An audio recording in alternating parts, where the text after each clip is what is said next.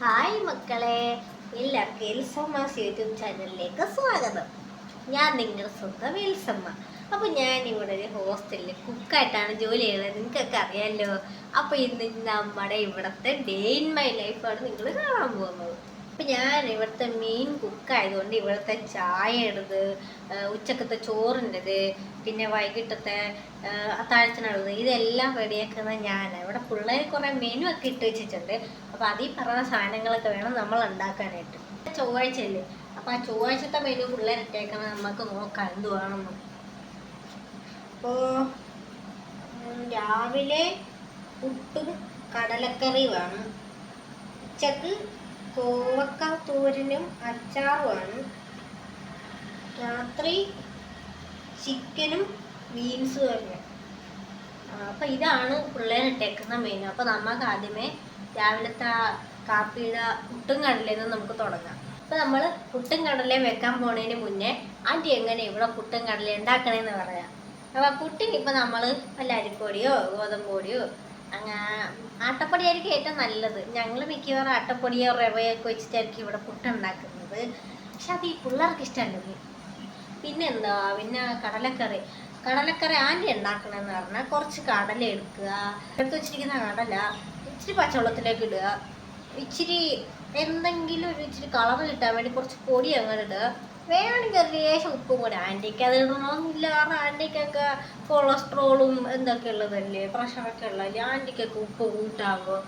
അപ്പം ആൻറ്റി അങ്ങനെ ഇടത്തില്ല. പിള്ളേർക്ക് വേണമെങ്കിൽ പിള്ളേർക്ക് ഇച്ചിരി വേണം, ഒരു പേരും ഇടട്ടെ എന്ന് വെച്ചിട്ട് ആൻറ്റിക്കൊക്കെ കഴിക്കേണ്ടതാണല്ലോ.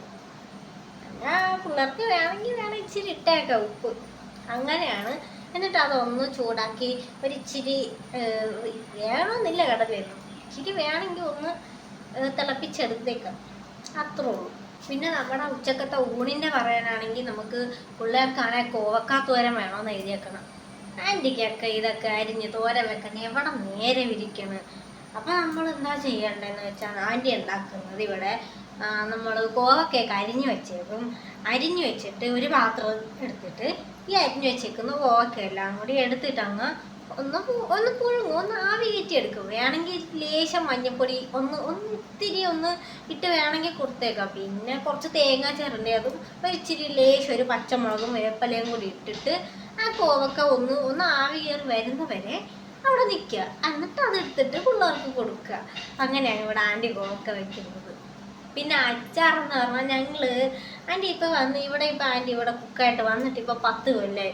അപ്പം ഞാൻ വന്ന് ഒരു 2 കൊല്ലം കഴിഞ്ഞപ്പോഴത്തേക്കും ഇവിടെ ഞാനൊരു ഒരു ടാങ്കിൻ്റെ അകത്തേന് അച്ചാറിട്ട് വെച്ചിട്ടുണ്ടായിരുന്നു.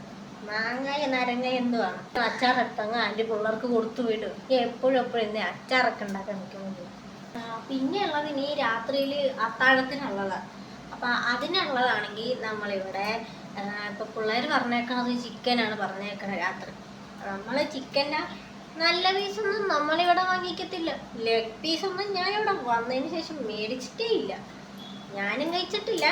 അത് വേറെ കാര്യം. മേടിക്കുന്ന ചിക്കൻ എന്ന് പറഞ്ഞാൽ നമ്മൾ ചിക്കൻ്റെ പീസായിട്ടല്ല നമ്മൾ മേടിക്കുന്നത്. ചിക്കൻ്റെ വല്ല വാല്, ചിറക്, കഴുത്ത് അങ്ങനത്തെ പീസേ നമ്മളിവിടെ മേടിക്കുള്ളൂ ചിക്കൻ കറിയൊക്കെ വെക്കാൻ വേണ്ടിയിട്ട്. വെറുതെ എന്തിനാ കാശ് കുറേ കളയാനാണ്. പിന്നെ ആൻറ്റി ഇവിടെ ചിക്കൻ വെക്കണം എങ്ങനെയാണെന്ന് വെച്ചാൽ, ഒന്നെങ്കിൽ ആൻറ്റി എരിവ് കൂട്ടി വെക്കും, ഇല്ലെങ്കിൽ ഒട്ടും എരിവില്ലാതെ വെക്കണം. ചിക്കനൊക്കെ ഇങ്ങനെ പച്ചക്കിരിക്കും കഴിക്കാണ്ട്. മറ്റതാണെങ്കിൽ എരിവ് കൊണ്ട് പിള്ളേരധികം കഴിക്കത്തില്ല, അപ്പോൾ കുറച്ചൊക്കെ മേടിക്കുള്ളൂ. പക്ഷെ മറ്റതാണെങ്കിലും അങ്ങനെ തന്നെ, എരിവ് തീരെ കുറച്ചല്ല അങ്ങനെ തന്നെ. പിള്ളേർക്ക് ചിക്കൻ ഈ എരിവില്ലാന്നും പറഞ്ഞാൽ നിങ്ങൾ കൂട്ടിയാവില്ല.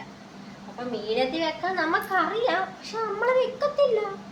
എന്തുമാത്രം പണിയെടുക്കണമെന്ന് അറിയാം. എന്തൊരു സാധനം ഇവിടെ, മുളക്, മല്ലി, മഞ്ഞപ്പൊടി, ഇങ്ങനെ ഇഷ്ടംപോലെ പൊടികൾ ഇവിടെ ഉള്ളതല്ലേ. ഇതൊക്കെ ആൻറ്റിമാർക്ക് വീട്ടിൽ പോകുമ്പോൾ കൊണ്ടുപോകുന്നതാ. ഇവിടെ നമ്മുടെ ഹോസ്റ്റലിൽ 2 നേരം ആൻറ്റി ചായ വെക്കും, പാൽ ചായ.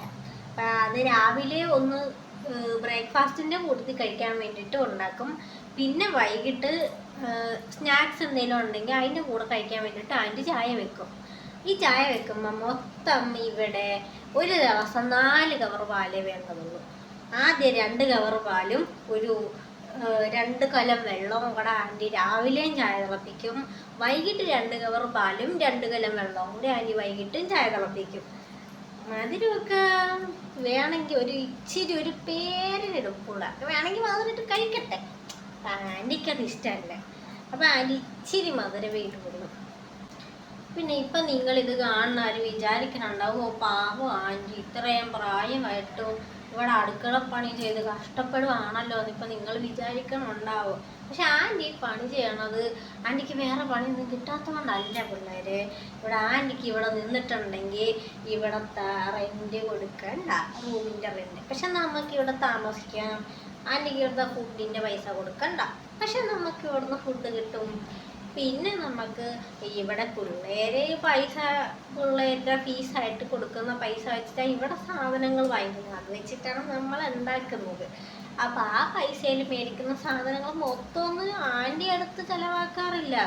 ആൻറ്റി അങ്ങനെ സൂക്ഷിച്ച് മാറ്റി വെച്ചിട്ട് ആൻറ്റി വീട്ടിൽ പോകുമ്പോൾ ഇതിൽ നിന്ന് പകുതി സാധനം എടുത്തുകൊണ്ട് ആൻറ്റി പോകും.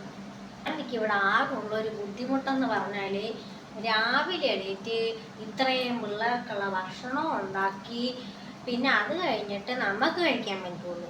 അപ്പം നമ്മൾ കഴിക്കണമെന്ന് വെച്ചാൽ തന്നെ ഇന്ന് രാവിലെ തന്നെ പുട്ടും കടലക്കറി വേണം പിള്ളേർ പറഞ്ഞേക്കണം. പക്ഷെ ആൻറ്റി കടലക്കറി കൂട്ടി ആൻറ്റി കഴിക്കൂല. ഇന്നലത്തെ ബീഫ് ഇച്ചിരി ആൻറ്റി മാറ്റി വെച്ചിട്ടുണ്ടായിരുന്നു, ആ ബീഫ് കറിയും കൂട്ടി ആൻറ്റി കഴിക്കുള്ളൂ. പിന്നെ എന്ന് പറഞ്ഞാൽ രാത്രി കിടക്കാൻ നേരത്താണ് പിന്നെ ഈ പിള്ളേരെ എല്ലാവരും കഴിച്ചു പോയി കഴിഞ്ഞിട്ട് അത് കഴിഞ്ഞിട്ട് നമുക്ക് കഴിക്കാൻ പറ്റുള്ളൂ, മെസ്സ് ക്ലോസ് ചെയ്തതിന് ശേഷം. അതും കഴിഞ്ഞ് പിന്നെ രാത്രിയിൽ ഈ പാത്രങ്ങളും എല്ലാം തേച്ച് കഴിക്കഴിഞ്ഞാൽ ആൻറ്റിക്ക് ഉറക്കാൻ പറ്റുള്ളൂ. ആ ഒരു ബുദ്ധിമുട്ട് മാത്രമേ ആൻറ്റിക്ക് ഇവിടെ ഉള്ളൂ. അപ്പോൾ ആൻറ്റിയുടെ ഇന്നത്തെ വ്ളോഗ് ഇവിടെ കഴിഞ്ഞു. അപ്പോൾ ഇനി അടുത്ത വീഡിയോ ഇട്ട് ആൻറ്റി വീണ്ടും വരാം കേട്ടോ. അപ്പോൾ എല്ലാവർക്കും ബൈ ബൈ.